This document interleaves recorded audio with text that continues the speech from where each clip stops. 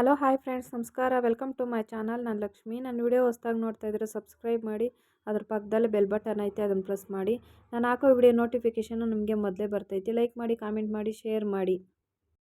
ಇವತ್ತು ಸಾಫ್ಟಾಗಿ ರಾಗಿ ಇಡ್ಲಿ ಮಾಡೋದನ್ನು ತೋರಿಸ್ಕೊಡ್ತೀನಿ. ತುಂಬ ಚೆನ್ನಾಗಿರ್ತೈತೆ. ಹೆಲ್ದಿ ಫುಡ್ ಅಂತಲೇ ಹೇಳ್ಬೋದು. ತುಂಬ ಇಷ್ಟಪಟ್ಟು ತಿಂತಾರೆ. ಇಂಗ್ರೀಡಿಯೆಂಟ್ಸು ಏನನ್ನಂತ ನೋಡ್ಕೊಳ್ಳೋಣ.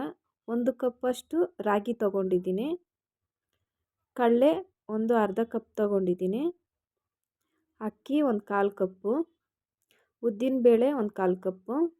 ಮೆಂತ್ಯ 1 ಟೀ ಸ್ಪೂನು. ಇಷ್ಟನ್ನು ಹಾಕಿ ಚೆನ್ನಾಗಿ 4-5 ಸಲ ಚೆನ್ನಾಗಿ ತೊಳ್ಕೊಬೇಕು. ಅದು ರಾಗಿಯಲ್ಲೆಲ್ಲ ಸ್ವಲ್ಪ ಒಟ್ಟಿರುತ್ತೆ.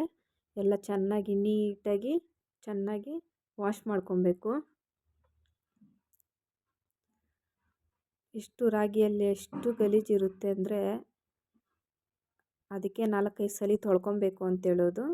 ಇವಾಗ 3 ಗಂಟೆ ಅಷ್ಟು ಕಾಲ ನಾನು ನೆನೆಸಿಟ್ಕೊತೀನಿ.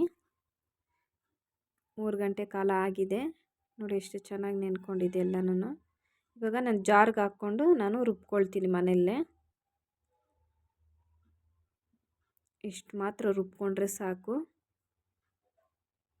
ನೀವು ಬೆಳಗ್ಗೆನೂ ಮಾಡ್ಕೊಬೋದು, ಇಲ್ಲ ಸಂಜೆ ಟೈಮ್ ಆದರೂ ಮಾಡ್ಕೊಬೋದು. ಮಕ್ಳಿಗಂತೂ ಇಷ್ಟಪಟ್ಟು ತಿಂತಾರೆ.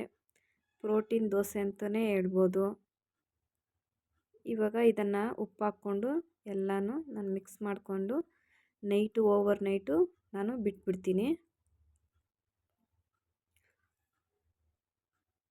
ಓವರ್ ನೈಟ್ ಆಯಿತು ನೋಡಿ, ಎಷ್ಟು ಚೆನ್ನಾಗಿ ಉಬ್ಬೈತೆ. ತುಂಬ ಚೆನ್ನಾಗಿ ಬಂದಿದೆ. ಇವಾಗ ಇಡ್ಲಿ ಪಾತ್ರೆಗೆ ಹಾಕ್ಕೊಳ್ಳೋಣ. ತುಂಬ ಚೆನ್ನಾಗಿರ್ತೈತೆ, ಹೆಲ್ದಿ ಫುಡ್ ಇದು.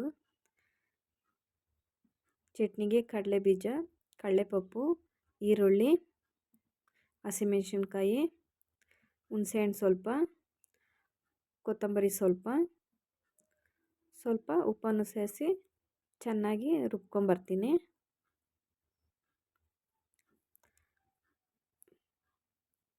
ಇಡ್ಲಿಗೆ ಚಟ್ನಿಗೆ ತುಂಬ ಚೆನ್ನಾಗಿರ್ತೈತೆ. ಇದಕ್ಕೆ ರುಬ್ಬಿದ್ದಾಯಿತು. ಒಗ್ಗರಣೆ ಹಾಕ್ಕೊಂಡಿದ್ದೀನಿ ನೋಡಿ, ಎಷ್ಟು ಸಾಫ್ಟಾಗಿ ಬಂದಿದೆ. ತುಂಬ ಚೆನ್ನಾಗಿ ಬಂದಿದೆ. ಯಾವಾಗೂ ಒಂದೇ ಥರ ಇಡ್ಲಿ ಮಾಡಿದ್ರೆ ಮಕ್ಕಳು ತಿನ್ನಲ್ಲ, ಹಿಂದೆ ಮುಂದೆ ಮಾಡ್ತಾರೆ. ಅದಕ್ಕೆ ಈ ಥರ ಮಾಡಿಕೊಟ್ರೆ ತುಂಬ ಪ್ರೋಟೀನ್ ಇಡ್ಲಿ ಅಂತಲೇ ಹೇಳ್ಬೋದು.